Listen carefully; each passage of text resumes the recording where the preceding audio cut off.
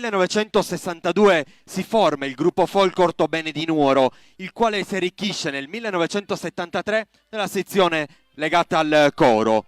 I balli della Nuoro, tipica di un tempo, rivivono nelle rappresentazioni arricchite dai supporti coreografici di uno dei gruppi più longevi del capoluogo barbaricino.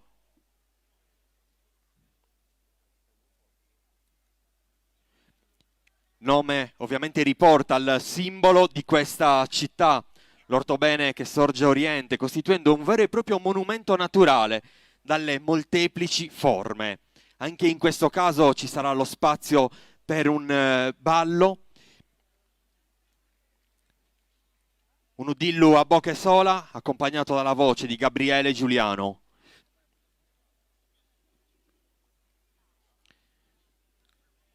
Gruppo folk Ortobene che sarà protagonista questa sera a partire dalle 19 della rassegna del folklore, legata ovviamente agli aspetti regionali, degli abiti tradizionali, del ballo e delle rappresentazioni. La grande festa di agosto che accende i colori nella città di Nuoro e che soprattutto richiama tantissime persone che vogliono vivere un incontro tra momenti di fede, di tradizione e legati alla cultura della nostra Sardegna.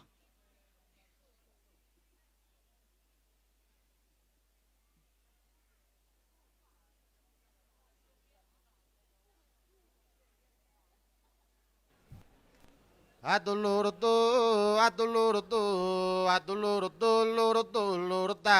addoloro dai, limbar de voco, se son pesante, sono arribande, vena giacchelo, sono arribande, vena giacchelo, mirardo meo, so se tanabatto, sono chidem. Sono chi dende a terra mia, sono chi dende a terra mia, ma doloro della ra, ma doloro della ra, doloro dum. Limbar de voco, se son pesante, sono arribande, vena giacchelo, sono arribam. Sono arribande, vena giacchelo, mirardo meo, so se tanabatto, sono chi dende a terra mia, sono chi dende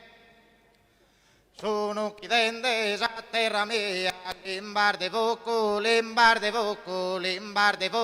se son pesante, sono arribam. Addoloro della rama, addoloro della ra, doloro dum.